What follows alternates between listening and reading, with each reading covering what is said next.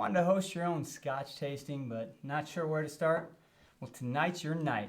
Tonight we're going to talk about the do's and the don'ts of Scotch tastings. We're going to talk about some Scotch in the news and a game we like to play called What's in the Dram. Stay tuned.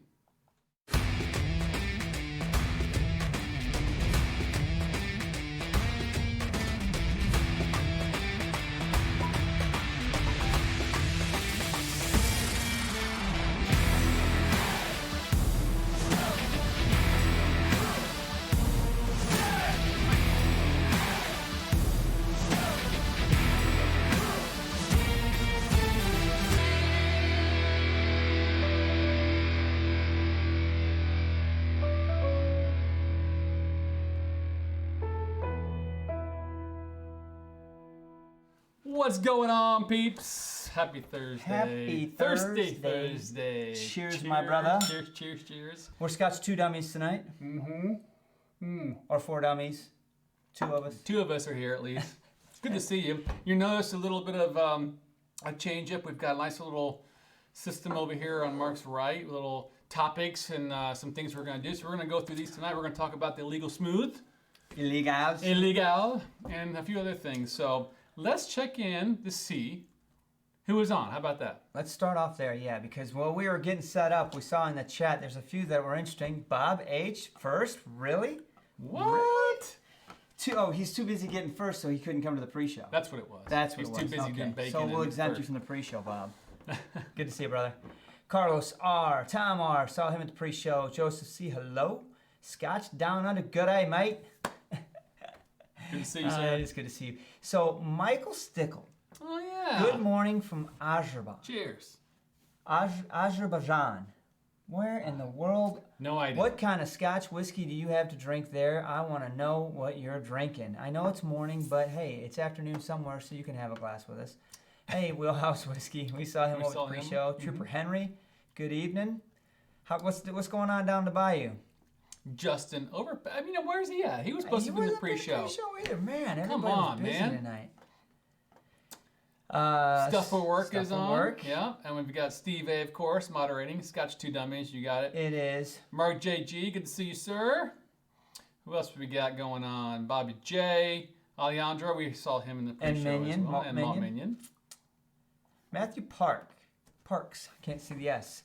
Hey, Matthew Parks. Welcome to the show. Good to see you. There's Eric our Waite guy on the West Coast, our tuber on the West Coast. What's going on with the tuber on the West Coast, Eric? Hope you're doing all right, sir. Smoky, California, man. It's about time for that to come to an end. No kidding. Rum Rev Collins, good evening. Good evening, sir. And Cohen, greetings Hoosiers. Roger that, man. Hoosiers. I haven't been called a Hoosier in a while. I'm a Hoosier. The better half of Sunday evening. Very true. Too slow. Man, there's all kinds of people joining in here. So what's everybody drinking tonight? We hope you guys have something good. We started off by killing Thanks, Tom. a bottle of Glendronach 21. I had enough for a good 3-finger pour for 2 people and figured since it was just us 2, we might as well. Hey, Ben Dietrichson, he wants to know if we've got the Peachwood tasting coming up. Something very similar. This one's a mezcal tasting. If you haven't had this, This is peach mezcal. I wouldn't be surprised if he drops off the show now.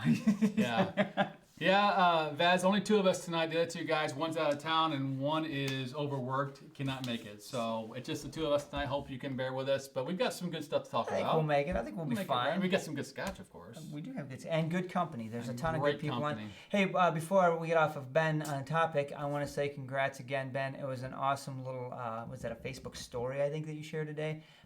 Little video. Pretty cool stuff for you, brother. Congrats again, Dad. There's Michael Porter. He's on now. Yeah, I think I called him Steve A. I thought I saw Steve A, but I can't see. So. I know you can't see. I know you can't see. So we're gonna get into this bottle here. Well, I guess we need to pour it to really be fair. I mean, I know it's not gonna be a good follow up first on the Glendronach 21. I have extra glass down here to pour it. And these 2 are for the game afterwards. So yeah, we'll leave those alone. We'll leave those 2 alone. These do not have this Dewar's in it, but. Why don't you keep talking? I'm gonna grab this. Go grab another glass or 2 so we can actually get into this Dewar's. I think it scored a 2.5 all the way around from all four of us. And I think Tom was busting our chops a little bit on the pre-show on that score because part of our scores were based on the fact that Dewar's actually accomplished what their target was, what they were trying to do with this bottle. Now, is it my forte? Maybe not. But I got to give them credit for at least accomplishing what they set out to do, and it not being a bad bottle. I think mezcal finish is probably something that's tricky and going to be done incorrectly more often than correctly. How's that sound? Yeah. But it's not going to really be fair to follow it up with after this Glendronach 21. It's not, but I think that it'll still do its job. We talked about that. So let's kick off the podcast before we get started. We'll talk about Oh, yeah, topics. I was going to pop the cork on this, but... All right, that's a big cork here. All right, in 3, 2, what's up, everybody? Welcome to Scotch for Dummies. Four guys on a Scotch journey. To help you with your next Scotch purchase. I'm Drew. I'm Mark. And Sean and Andrew are absent tonight, and you can tell we're fumbling along because it's not used to having only 2 of us. But good show tonight. We're going to talk about the Dewar's Illegal Smooth. Zach Andrews, thank you for the super chat, sir.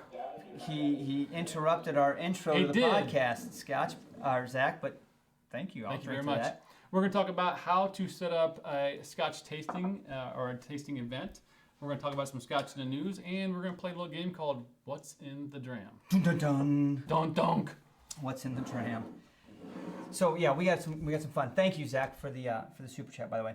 So Dewar's Illegal Smooth. It is 8 years, so it has got an age statement on it. It's got a nice screw cap. All fancy and stuff. But what is interesting about this is it is a mezcal cask finish Scotch, obviously a blend being Dewar's, but the finish is what's different. And that's new. It was just made legal by the SWA last year. I think Dewar's, they hopped on very early to check it out. I don't know if they planned it or what, but they came to market very quick. And based on the review that we did, I think they did a damn good job for getting it out. And the big kick here is only like $24 or something like right. that. So if I were to guess, not having talked to anywhere from Dewar's like they would tell me anyway, I would say that there are blenders and distillers out there that are maturing and finishing in casks that aren't legal at the moment. I would agree with that. And they're constantly lobbying SWA. Well, you really need to, give us this, open this up to us. And so they finally got talked into mezcal, or it wasn't mezcal specifically, but their changed rules allowed mezcal, and Dewar's was like, bottle that stuff. We've been waiting for 8 years, right? Well, what else is coming out, right? What else are they trying to do? I mean, because this is the first one that I've ever seen on the shelf yet. But I'll tell you right now, I'm just have a quick whiff. It's there. I'm like, you talk about tequila, it's there on the nose. It doesn't kill you, but it's definitely there. Oh gosh, yeah, it's definitely there. But you still get the subtleties of the Scotch as well. And the caramel. Now this is still, 40 ABV, I think? Or is it 43? It's 40, right? Yeah, there's something just different on there. I wouldn't say it's giving me a mezcal note or a tequila note per That's se, 40. but there's something definitely different on the nose. Very perfumey. And I don't mean that like from a floral perspective, like It's like the tequila and the Scotch are fighting each other a little bit, creating a perfume. Reminds me of like my grandmother's perfume, and I mean she's been long gone for a long time, so yeah, but we need to let this air out just a little bit, I think, and I think some of that Scotch will start pushing through there. You said 40% ABV? That's right. So when we went around the horn on the review, I didn't even look at our comments from the review this week.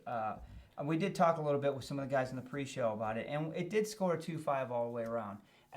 But I do believe, and Tom called it out, that some of that credit was because of the fact of what they set out to do and the fact that I think they were successful in it. Now, is it going to win some whiskey award, some Scotch award? I don't think so, at least. I mean, that's a tough question to ask to really answer because, I mean, it's not an amazing Scotch to begin with. But if you're going for something different, if you're going on a very affordable something different, and you're going on something different that's like, okay, you said you're going to put tequila in it. They got tequila going on in here for sure. So they delivered on all three. So one of the comments that I remember seeing come across the notifications on my phone, though, said something to the effect of, all tequila is mezcal, but not all mezcal is tequila. I don't know if there's truth to that or not. Somebody in the chat educate me a little bit more on tequila. I mean, I've been to Mexico a few times and sampled plenty of tequilas and mezcals, but I couldn't tell you. So again, remembering what the review was, upfront honey, typical Scotch flavors you're going to get, right? The honey, the caramel, subtle, not super overpowering. A bit of sweetness from probably the Scotch and a little bit of tequila, but tequila wasn't really pronounced in the front to the middle. But that palate finish, that's that tequila. It's right there. It's from that mid palate to finish. I mean, literally halfway through the palate, it starts turning to that, and I get that aftertaste. It's very interesting. It's not off-putting. It's if you don't like tequila at all, it could be. But I like some tequila. I'm not a big, old school shot tequila person anymore. But I can see where this is hinting towards that just a tad. But it's not off-putting enough where it's the blend of the Scotch with the tequila, I think, is done right. I don't think it marries as well as other things. I mean, obviously sherry marries well with Scotch. Rum. I mean, rum does a pretty fine job. But it's there. It's pronounced. I think it's a fun glass, and I think I said this in the review, you guys. I think it's a fun bottle because you're going to spend $20, $25, somewhere in that, and you're going to have fun with it. Even if you don't care for it, you're like, what the hell? It's still interesting, and for that price, at the end of the day, let's say you buy it and you don't like it, mix with it. You know what I mean? Put it in a mixer, and that you want a little bit of that tequila flavoring in at the end. Yeah, anyway. I wonder what you would make with this, though, right? I mean, because I think Andrew mentioned an old-fashioned. I could not imagine making an old-fashioned with this at all. But something like you said, with a little tequila hint. I mean, I wouldn't do like a... I mean, I guess you could use a margarita, maybe, perhaps, but I think it'd probably be weird. Maybe unless it's going to be like a really dirty one or something. I don't know. I gotta be honest with you. Second drink, guys, it's even more pronounced. It's just getting stronger and stronger on that flavor. You know what's funny is the pre-show we had with Tom. He was definitely not too happy with this review. With the score at all. And he made a comment a minute ago. He wants to know what we're going to pair with it, and he was curious if it was going to be Taco Bell or not. The redfish are running right now. Just can't get off work to go catch. Thanks, Trooper Henry. Nice. Thanks, buddy. That hurts. But Tom, actually, I think you'd be surprised about what you're getting out of this. Eric corrected the comment that I made. Okay, so it's the other way around. Mezcal is a subcategory of tequila. There you go. I take his word over mine because, like I said, I don't know. I just remember seeing it come through the notification on my phone and reading it real quick. What food pairing would you pick for... That's what I was talking about. Okay, yeah. Ha-ha, Tom. Ice cream float, yeah. We're seeing highballs. Diet Dr. Pepper, yeah, no, I don't think so. But at the end of the day, Mark, I think they did a pretty good job. I actually appreciate what they're doing. And the key here with all this is it's blended well, and the price to me is right on point. I think it's deserving of the score we gave it. So let's ask the question, though. Now that it's possible, everybody, now that this is legal for them to do, how do you guys feel about the SWA opening these sorts of maturations up? These new these maturations that have been closed off by law for Scotch for such a long time, and now you've got some more wiggle room to be creative, some more to go outside of those old boundaries and stretch into something like a mezcal finished whiskey. Do you guys like the idea, or are you traditionalist and say, no, I think we're going to have to go that route, though, really, Mark, because if you think about where we're at in the industry, I mean, there's not a whole lot of years left in some of the Scotches out there. So they're having to experiment to kind of keep up with the demand, right, from a time perspective, to kind of fill that void. And I think this is what people are looking for, too, is they're looking for some kind of variety in what's out there. And, there's only so much you can do with the similar, oak and European and sherry and different butts. So I agree with you, but it seems like maybe I'm a traditionalist. And the older I get, the more conservative I get in that aspect where I don't like change as much. The older you get, the less welcoming you are to change. I'm like, it's been working for 200 years, 300. Let's just leave it alone. Right? Sounds like an old man to me. I know, exactly, right? Let me go change my Depends. We'll get back to the show. I It's true. But I don't know. I think this is the beginning. I think we're going to see some craziness come out of this. I mean, this is. I just hope that it's good. I honestly don't think, none of the independent bottlers are going to mess with this. This is going to be your major guys, right? This is going to be your Diageos and places like the companies like that. It's going to have the fortitude to be able to try it, have the bank and the foundation to be able to experiment. I can't believe how pronounced that flavor is in there. I really can't. I actually don't mind it. It's very, very prevalent, you guys. So for $24, I think you guys take a swing just to try it.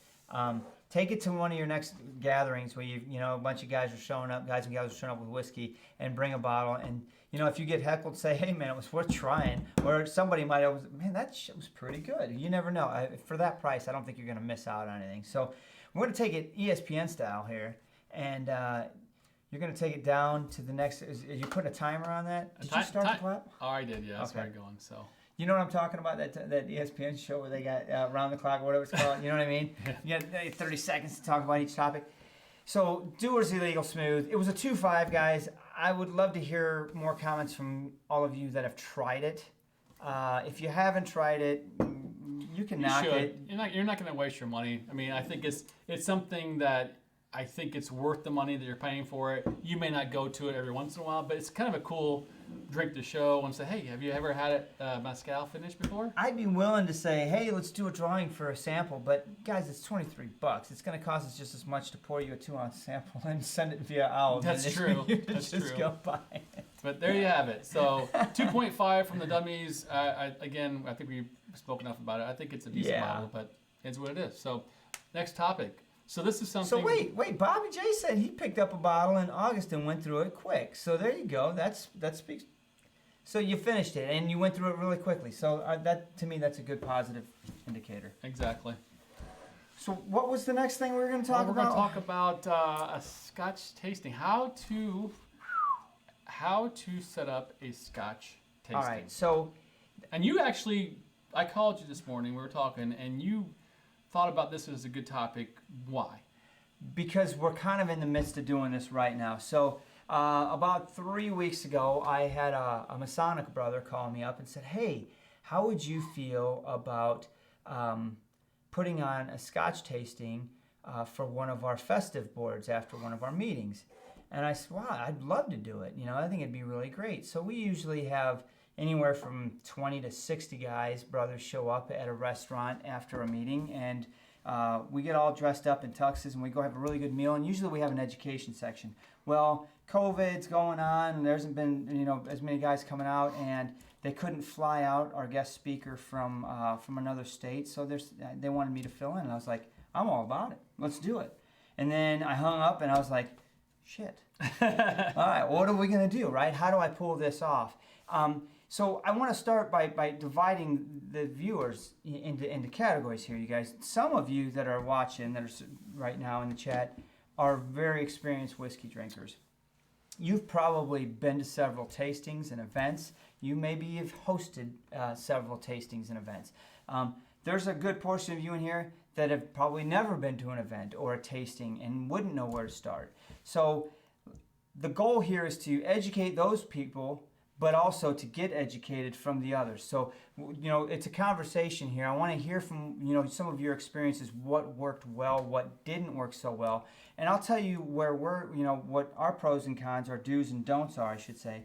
And then towards the end of this conversation, I'm going to put up some of the challenges we have with this very current tasting and get some of your guys' opinions and input on it, so we can put a good show together for these guys here in another 3 weeks or so. But point one, tasting. We're starting off. I come to you and say, hey, Drew, I want you to set up a tasting for me. What's the very first thing that pops into your head? Well, there's a lot, but the first thing I'm going to go to is know your audience. Know your audience. So who's going to be drinking this? Right. I kind of divided our audience up tonight into two halves, which would be a very difficult tasting to split up, right? Because some people don't have whiskey experience, and other people have probably more whiskey experience than we do. So definitely know your audience and try to gauge, their experience and what kind of experience they want to have out of this. Is this just a bunch of guys getting together that want to sample some whiskeys and throw some darts and kick back some pork nachos, or do I want to get educated? Do you want, Well, in Scotch, Don Under says Scotch tastings, get some bottles and friends, and boom, you're done. But you Sure. You can do it that way. Your friends, perhaps, or our friends, perhaps, but to do a true Scotch tasting, you need to know your audience. You need to know what they're, are they beginners, or do you have some mixers coming in, or is it more of a, hey, you know what? And I don't want to steer your thunder. Is it more of a educational series as well? Sure. And it very well could be. I mean, even if I were doing a tasting out of my own bar in my house, right? I'm going to have a couple of friends over. I'm going to know right off the bat what kind of experience do these guys have. And I'm going to pull out a couple of bottles. And then my next question is not just know my audience, but what's my goal? What am I trying to achieve by this tasting? Is it literally just to get down a bunch of whiskey and try some and get everybody's opinion? Or am I trying to walk someone through a journey here? If they're very experienced whiskey drinkers. Let's say I had Sunday Evening Scotch, Kem Rederick, Tom R., I don't see Eric Waite, Alan Ward, some people that I know whiskey coming over to my bar, and I'm going to do a tasting. I got to get serious about this and think about, what do I want to showcase here? What do I want to get out of this with these guys, right? And with that experience, it's probably going to be really detailed. Maybe I'm going to pour 4 different whiskeys from 4 different types of American oak. You know what I mean? Where it's really getting into some nitty-gritty details that I know they can pick out. On the other hand, if I got 4 guys coming over that have never had Scotch, I'm going to take it easy. Maybe we're just going to go on, this is a blend. This is a single malt. This is, you know what I mean? We're going to start way at the top. I'm not going to get into really crazy details. So I not only do I want to know my audience, but I want to put an end goal. What am I trying to get to with this? So how do I want to, it's going to choose what whiskeys I choose and how I educate them. And that's another point. Are we here to educate them at all? Yeah, absolutely. I mean, you could flavor bomb them, you could price roll them, you could educate them, you can get, there's so many options to do, really. And you also, you have to honestly also look at your inventory. That's true. And so that's the next, another point to take in. So if you're doing this out of your bar, Drew's going to do a tasting for you guys. We got to look at what he's got here in front of us and try to put together some kind of theme, some kind of point, some kind of end goal. Where am I taking him through, right? And maybe it's just, hey, here's 4 scotches off my bar, guys. Well, the other thing too, Mark, to back you up a little bit is you're talking about actually going forward with this, but there's other things you need to prepare as well, right? So not only do you logistics, you have to know where we're going to go, how people are going to get home. Is there some time issues there? You also need to talk about, the actual equipment you're going to be using. Do you have all the glasses? What kind of glasses you're going to use, right? Because, I mean, honestly, you want good Glencairns for this, for the most point. Depends on your whiskey you're doing. If you're doing bourbons, maybe not so much. Depends, right? You also need to have lots of water, and I mean lots of water. You need to have some kind of palate cleanser as well, something to actually clear your palate after you try something. What about, quantity over taste as well, Mark? If you're going to have, a bunch of selections out there, you're going to have something for people to kind of help, dump as well, because you don't want them to go crazy and drink everything. Right. So on that point, we can talk about food as well, but let's back up. I think D just sent something. Know your audience. As a copywriter, I can definitely get behind that. You know what? I need to pour something. My audience says, look at Drew's bar. Oh! Take whatever you want, I don't know, man. what are we drinking, man? Yeah, whatever you want. I don't know. Pour that heart up there. No, we could keep it to a Glendronach, but this happiness is a warm bung. There you go. Happiness is a warm bung. Thank you, DBSG. Appreciate the thanks, super D. chat. Thank you. It's good to see you tonight, by the way. So if you scroll up just a little bit in the comments, though, before we continue the conversation, there was a few good comments. Somebody made a comment about themed. So Scotch Down Under, theme tastings are really fun. Regions, around the world, Speyside, maturations. There's so many different themes that you guys can break this up into when you're trying to prepare a tasting. And maybe the theme is ages, or ABVs. I mean, these are all 12-year-olds, or these are all 46 percenters. These are all cask strengths, or something of that nature. But when you were talking about logistics, one thing we have to think about that the manager of the bar asked me is, is your tasting going to be before or after dinner? Yeah. I got to think about that. I don't know, because do I want them to go through this tasting after they've eaten, or do I want them to go through it before they've eaten?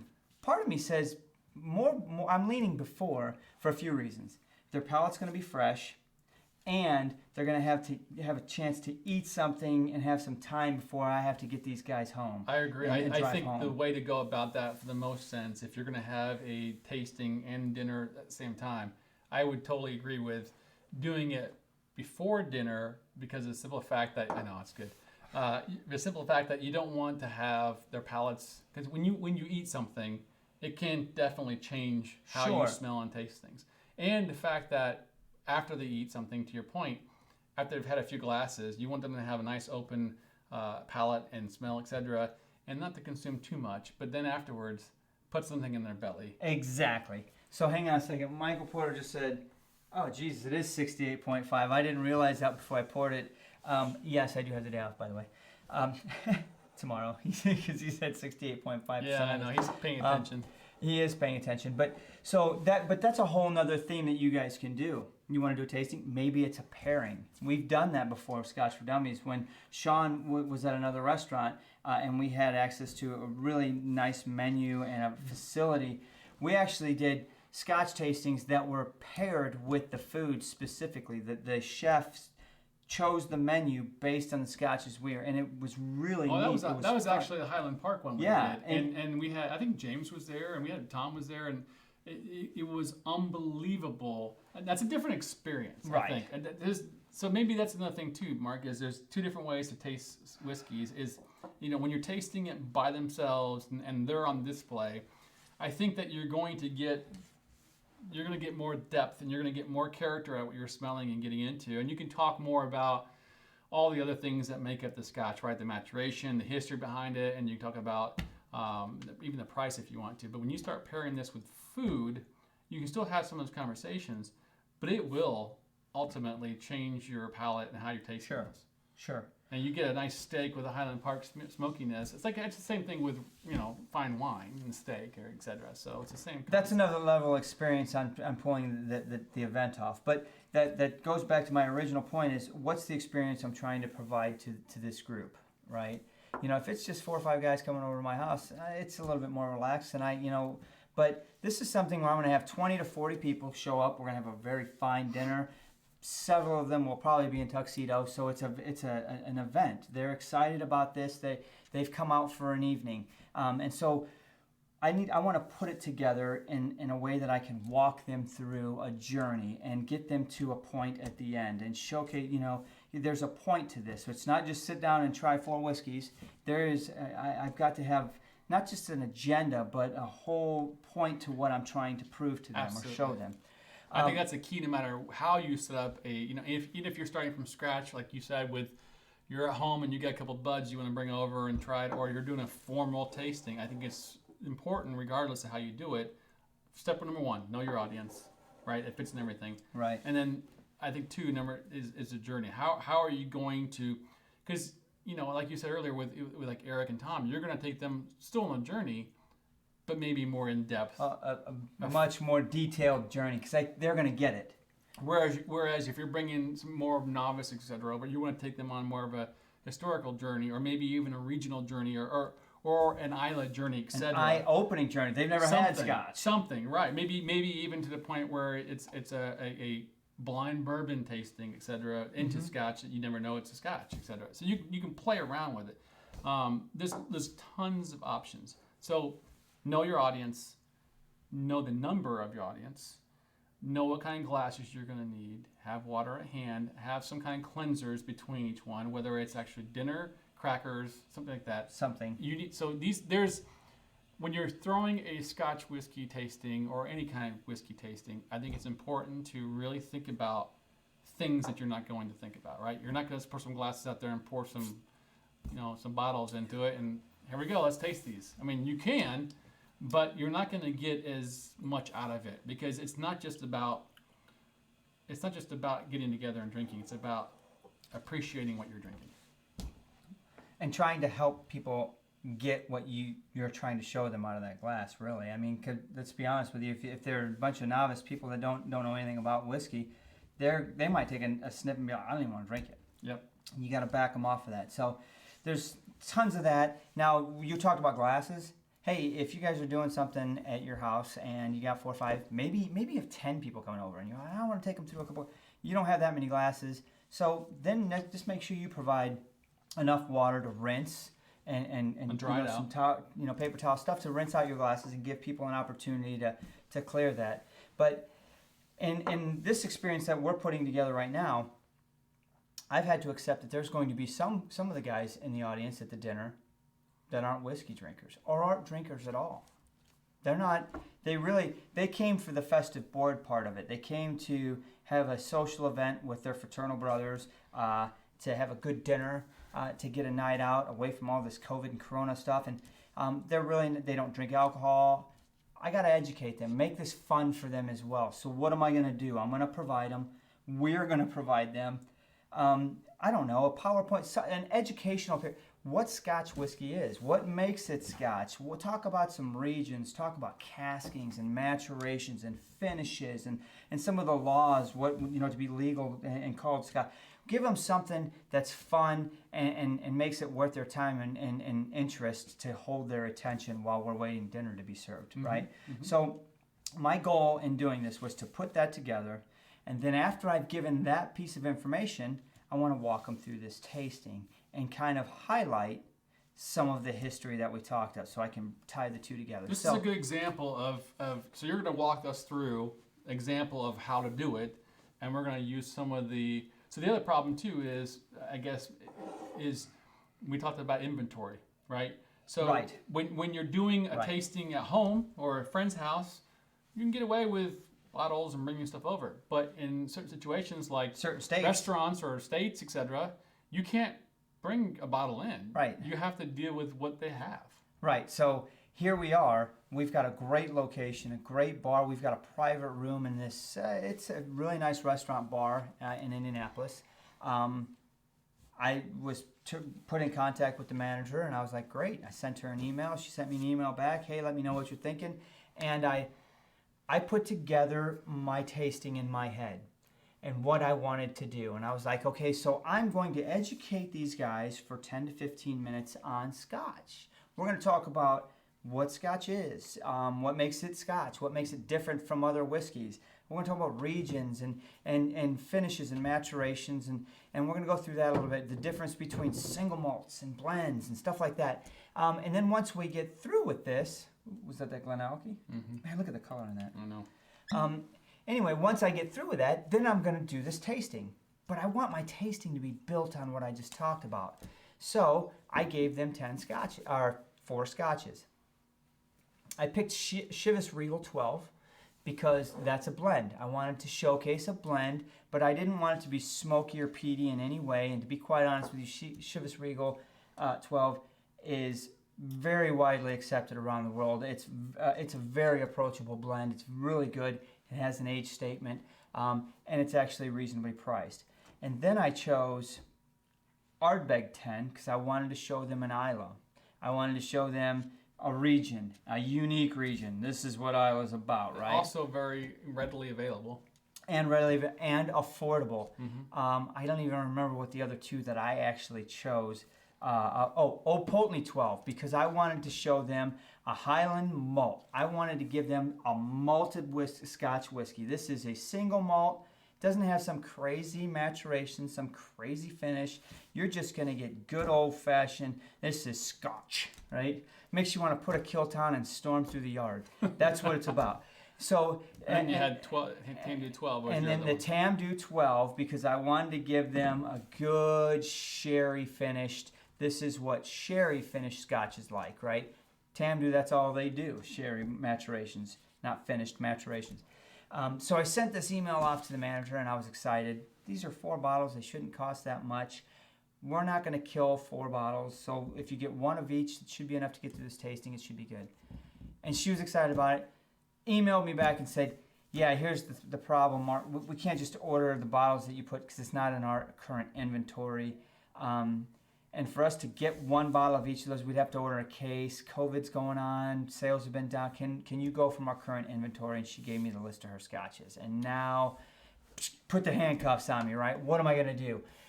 I'm going to have to reinvent my whole tasting here. So what do? Well, put the tasting, the inventory up, and I'll pose the question to you, the viewer. You guys are out there watching, you gals and guys. There's a few gals out there, and they've got some good whiskey experience, so speak up. There's the list of scotches that this place offered me that they have on hand that I can use for a tasting.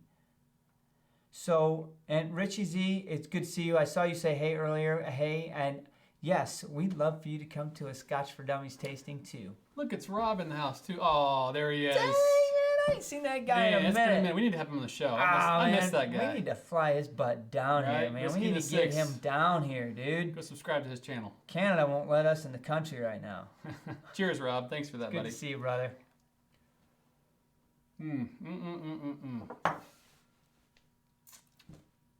All right, so you've got some bottles. So, here, this is the current stock that I had to choose from to do a tasting. I love Scotch.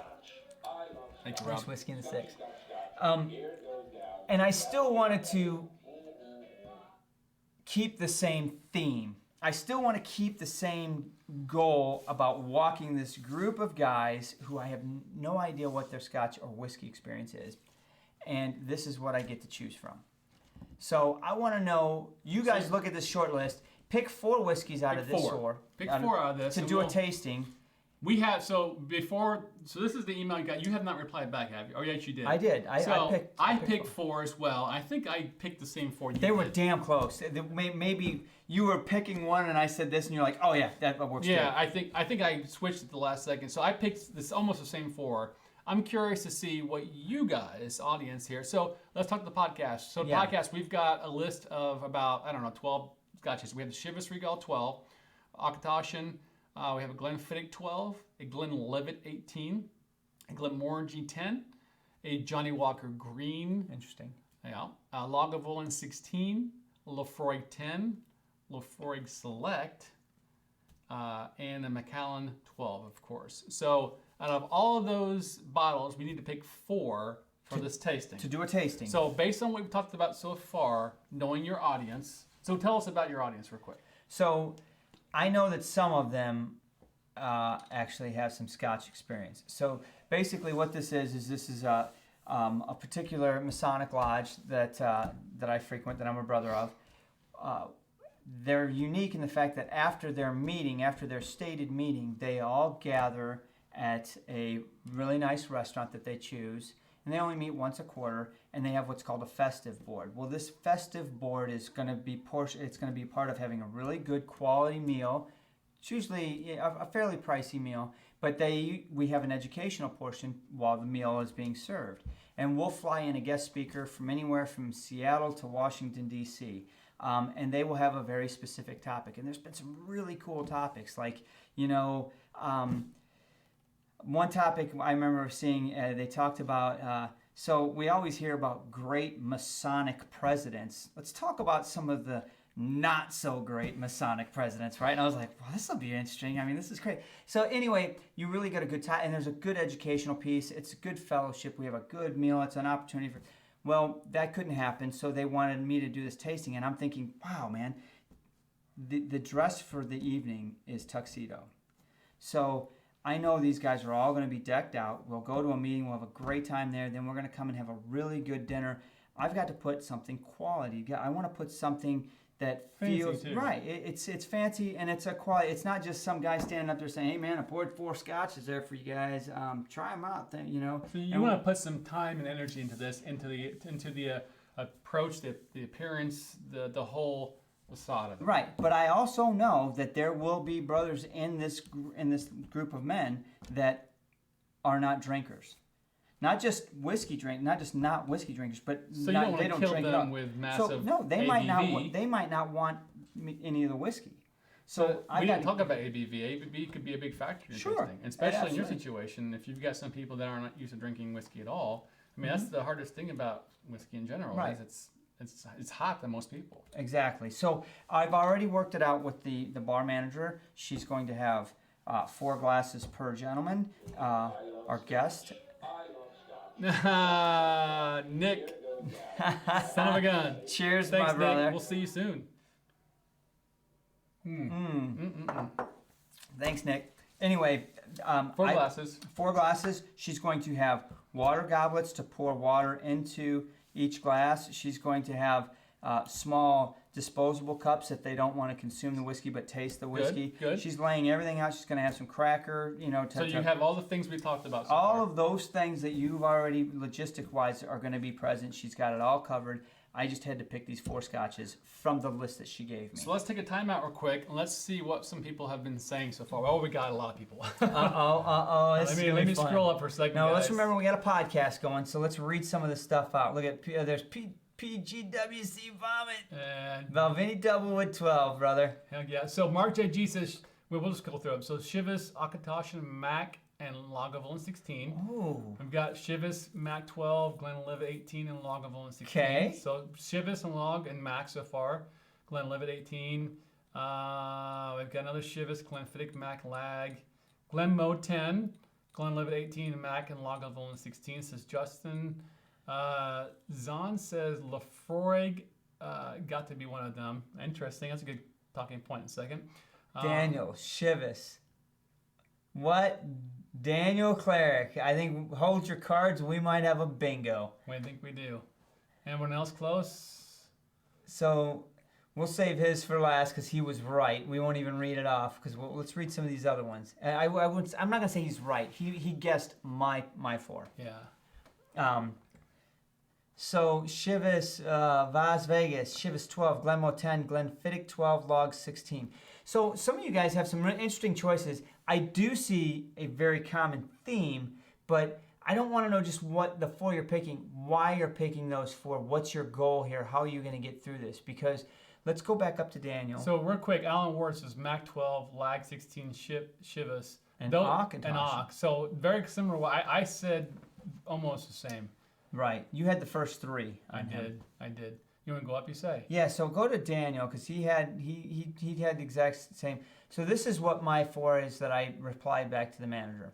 Chivas Regal 12, Lafroig 10, Mac 12, and Glenmo 10. Now, I'll give you my reasoning for picking those 4.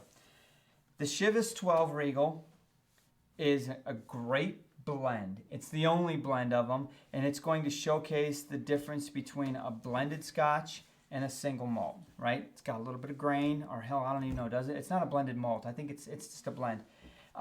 Anyway, it's the blended differentiator there. Then I have a Glenmo 10. Glenmo 10 is a great single malt Highland, right? And it's not matured in anything other than American oak, right? There's no sherry finish, sherry maturation. This is just pure unadulterated Scotch. It's the foundation of all the other Glenmos. So when we talk about it, I can say if you really like this, here's what Glenmo does with it. But It's a true representation of the region too. Right, exactly. And then I had Mac 12. There's my Speyside. It's single malt And sherry. You know it's a sherry bomb. You know it's matured in sherry. So it's unique in that fashion. So I'm giving them a non-matured sherry finish type Scotch in Glenmo, and giving them the opposite with the Mac 12. So I picked the same 3, except the last one I picked different. And this is why I picked Lagavulin 16. Right. Only because I thought Lafroig, even though it's going to really give you a difference in tasting, I thought it might be too medicinal. However, you thought... I don't disagree with you on the medicinal point, but I want to give them, number one, the Lafroig 10 is very similar in age. I've got 10s and 12s. Throw a 16 in there, starting to push that a little bit. And it's a great representation of Isla, okay? I'm not saying Lagavulin 16 is not. It's one of my favorite whiskeys of all time. Lagavulin 10 we're talking about, right? And we're talking about Or Lefroy Lefroy 10, Yeah. And I might be getting my L's mixed up here. I know the Lefroy 10 is going to be the punch in the face, but to me, it is going to stand out head over fist on what Isla is. You want to know, people talk about what's peat? That's peat, my friend. Yeah. Sure, let's water it down. And I do believe that Log 16 does have a sherry. It does. It's got a sherry maturation in it. Yep. And I didn't want that. I want to give them pure true- Isla. This is Yeah. Isla, baby. There's no finishes and crazy maturations, right? Nick, thank you, sir. You're the man. He's going crazy. He's having a good time. So those were the reasons why I picked those 4. Now, I some of you guys picked other bottles in your 4, but I think they're the same theme. I think it's They're following very the similar same theme. to. And so if you pull the chat up, because I want to see if anybody kind of justified their selections. And the Mac 12 does have the possibility of adding sulfur note as a point of discussion. Yeah, of sure, course it sure, does, sure. Tom. You know damn well I'm going to bring it up. So what did Eric say? Eric says, do a Highland single malt, Isla single malt, blended Scotch, and a triple distilled. Mm-hmm. You have peat, no peat, single malt blend. See, that's what I'm looking for, guys. I can't disagree with him at all in his selection. He's got a theme, and he's got very clear definitions of the 4. This is why I'm giving you this one and how it differs from the other 3. That's the point of what I want to do that night. You're really showing the regions, the separations of what every element of those scotches can give you. And makes them unique. It Right. makes them unique. Exactly. And Right. I'm sure. And we're taking, and honestly, all of them are, I think, very similar in ABVs. I know all 3 of them. I'm not sure about the Lefroy 10. I think it is. But What is Lefroy 10? Does anybody know Lefroy 10 Richie ABV Z. off top of it? Thank you for a super chat, Richie Z. Is that Richie Z? Thanks, brother. Mm-hmm. And I gotta tell you guys before we go any further, Klein Leash. this happiness is a warm bung is fire. It is phenomenal. And honestly, on the nose, I don't even want to drink. I just want to smell it all Really? night. But it needs water on the palate. It does. It's high ABV. Man, that is a freaking punch. So I'm excited about putting this together. We've been to events, we've hosted events, but I've also been to guys' houses, right? And they're like, hey, let's try this. And they bring down 3 or 4 bottles, and those are fun too. But I think that if you really want to try to have an experience with a group of people in Scotch, take the time to put these things together and think it through with what you've got at hand. Honestly, you're nailing it. I've done a few kind of impromptu tastings myself, and I've had to really think about what I'm doing and teaching. And every one of them I do, it's educational. I don't do it just to blow their socks off with oh, they're not gonna like this, or this is gonna be like a super sherry bomb or whatever. I save those for for your Eric Waits or your Robs, etc., or even you guys, whatever. But it's interesting because it's the same concept that we do when we do our blinds for the most part, especially with the Roy type blinds.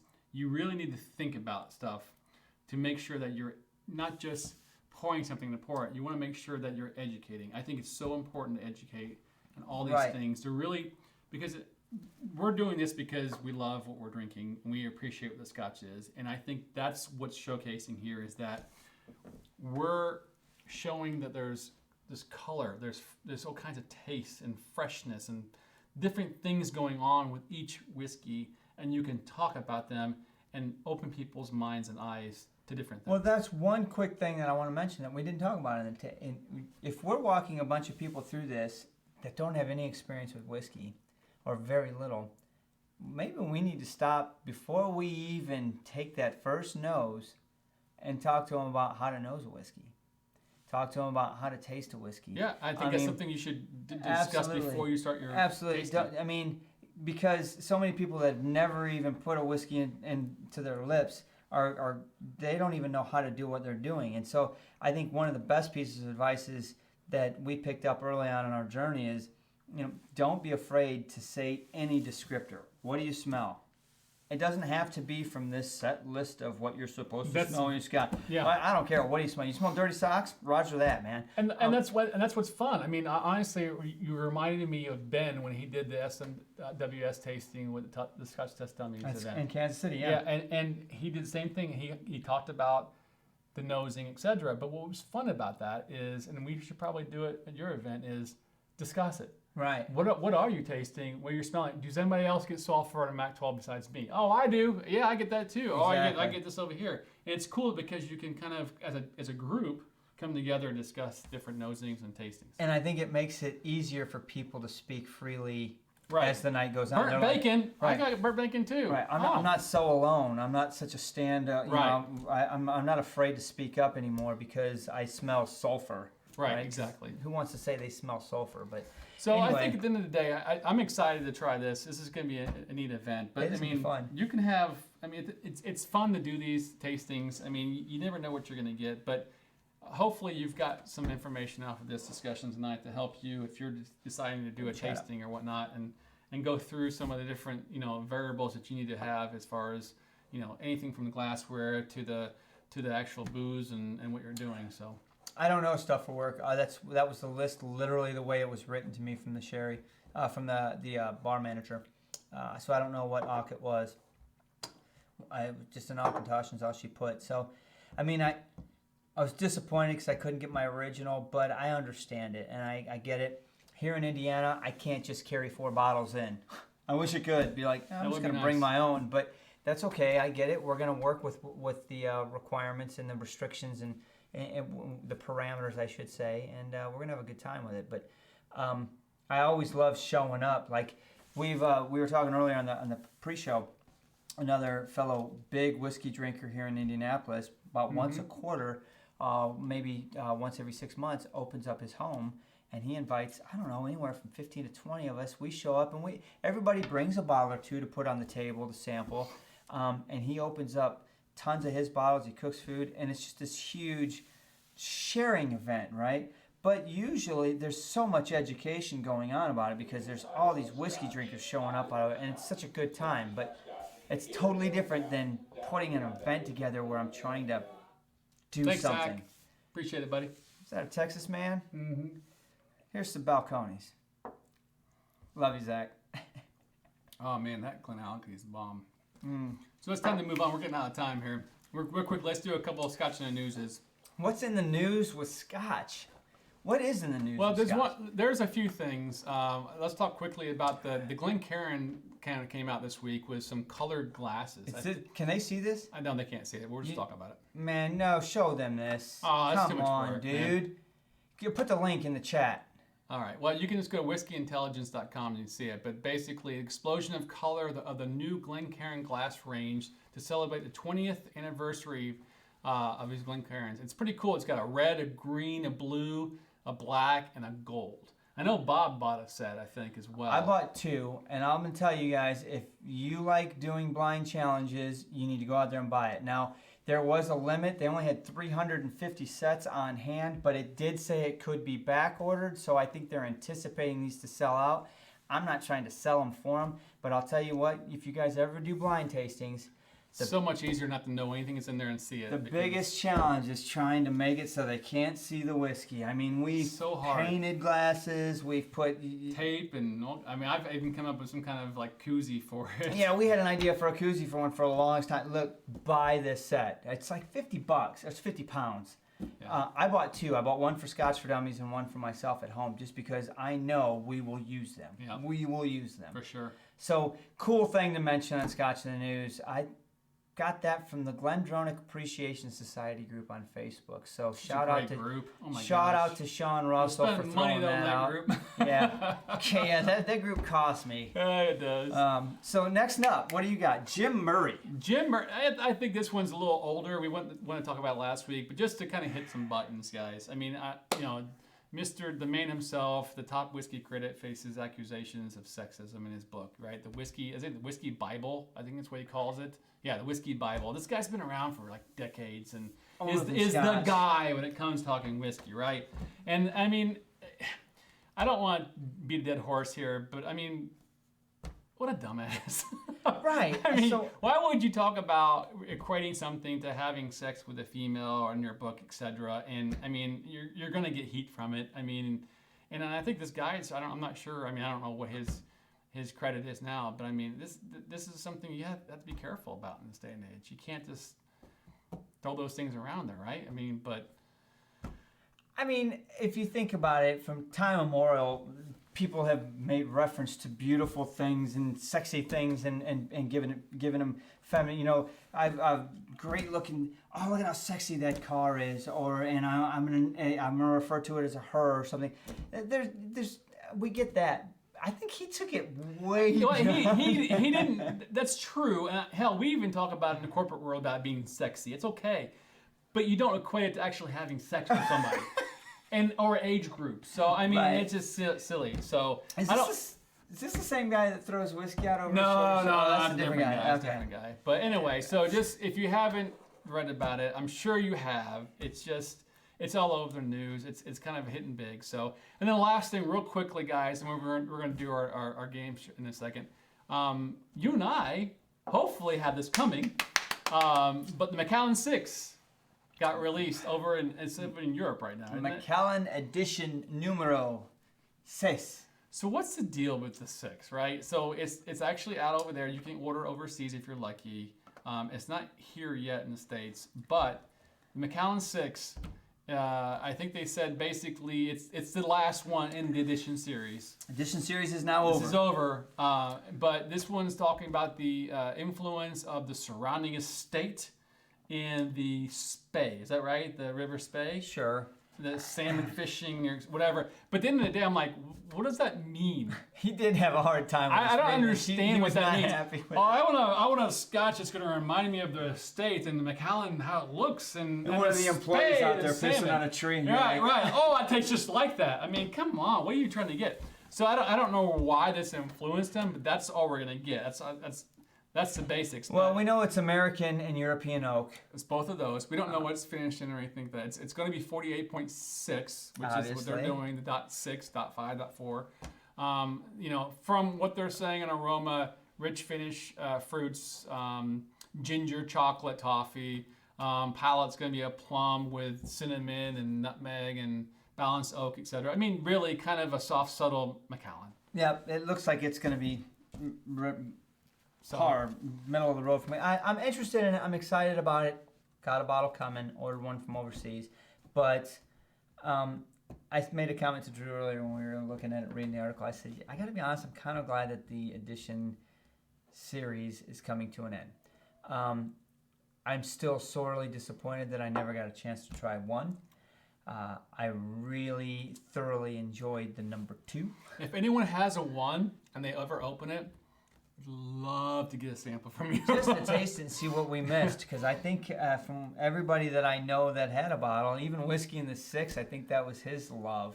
Yeah, never had it. Missed it. So excited. We'll definitely get a review on it, and it's out there. It's not in the States yet, but obviously keep an eye on it, especially if you're a Mac fan. And if you've got the other 5, you want to add this one to your list. So anyway, that's the Whiskey in the News. There was another article about the British PM making a comment about the Scotch tariffs needing to be lifted, and we're like, well, no shit. Whatever. No kidding. No, really? You think? We saw that firsthand this week buying some Scotch. We're like, oh, wow, that got Oh my pricey. God, you guys! We went to buy a bunch of Scotch for Scotch for Dummies, and man, everything is up. Oh my gosh. Everything. That I was tariff pissed. can kiss my ass. Yeah. So- So what's this? What's in our dram? Well, so something I thought would be kind of fun to do, and something that involves you right now. So basically what we've got here is Mark and I poured 2 drams, and basically you guys can guess what we're drinking. I'll come in a second. And so basically the idea here, Mark, is to kind of, we can smell it and we'll drink it. Obviously we know what they are, but you guys can start guessing what we're drinking. So ask any questions you want. Hopefully we can field some of those questions. Remember what we poured.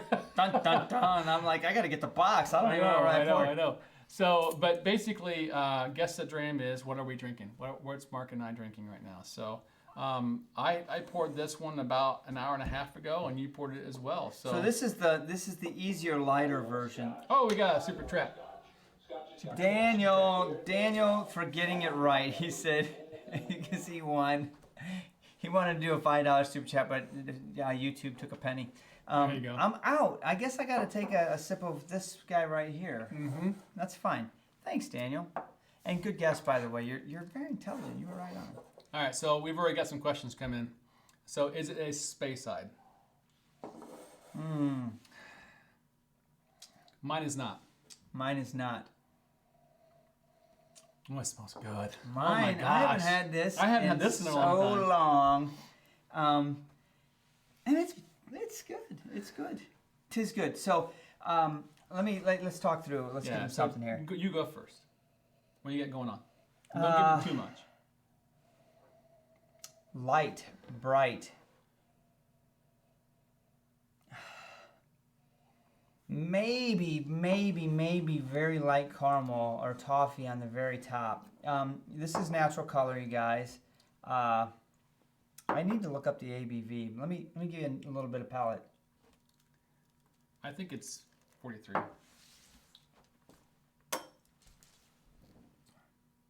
So a little bit of citrus, but also a little bit of peat. Real little. Almost a sharpness of peat, a little bit of a maybe woody note, a cedar note, citrusy note. Refreshing, light on the palate. Is it a blend, Mark? 'Tis not a blend. No, this is not a blend. I'm gonna verify the ABV.